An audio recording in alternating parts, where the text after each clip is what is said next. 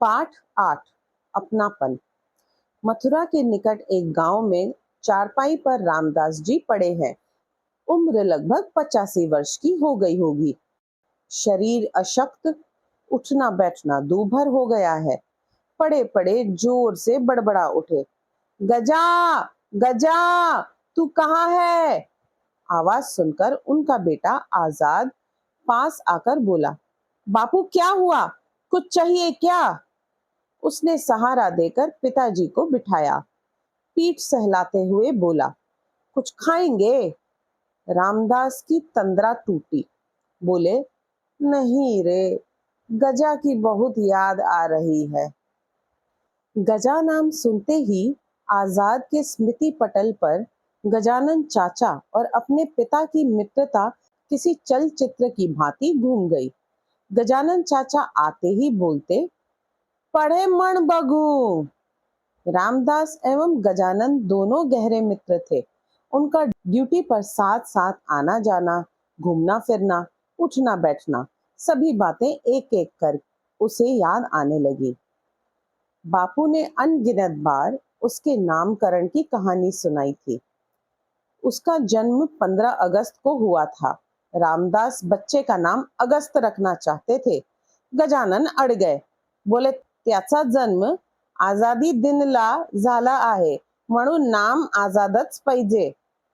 रामदास के मौन रह जाने पर गजानन बोले, बारसण मी करणार आणि नाव पण मीच ठेवणार। माँ बताती थी कि फिर तो बापू की एक न चली। बरही बड़ी धूमधाम से मनाई गई और नाम भी वही रखा गया जो गजानन चाचा चाहते थे। आस पड़ोस में ही नहीं, चाल में भी गजा भाऊ और राम भैया के किस्से मशहूर थे। होली हो या दिवाली, गणेशोत्सव हो या गोपाड़ काला, इन दोनों की ही धूम रहती थी। एक दूसरे के सुख दुख में खड़े रहना, तीज त्योहार में सहभागी होना इनका स्वभाव बन गया था। गजानन के छोटे भाई का विवाह होने वाला था। रामदास ने गजानन से कहा, वह मेरा भी छोटा भाऊ है, उसके लगन की सारी व्यवस्था माझी ही होगी। गजानन उसकी मराठी सुनकर हंस पड़े, बोले, लगीन मुंबईत नाही रत्नागिरीला आहे। रामदास रत्नागिरी जाने के लिए तैयार हो गया। इस दिन की छुट्टी मांगने के लिए सुपरवाइजर के ऑफिस गया। सुपरवाइजर देखते ही बोल पड़ा, नो लीव, तुम्हें ड्यूटी पर हाजिर रहना पड़ेगा, छुट्टी नहीं मिलेगी। रामदास बिफर पड़े, बोले, मैं चला, मेरे भाव की शादी है, नौकरी जाए तो जाए। बाद में गजानन ने दोनों की सुलह सपाटी कराई। करवाई।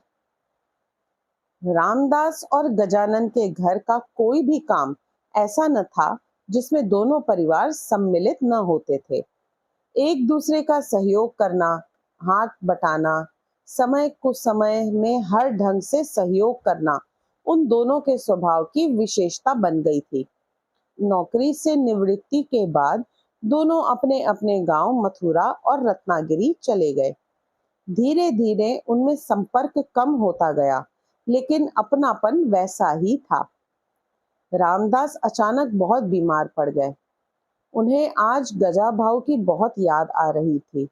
अचानक दरवाजे पर आवाज सुनाई पड़ी, राम भैया कुठे आहेस तू?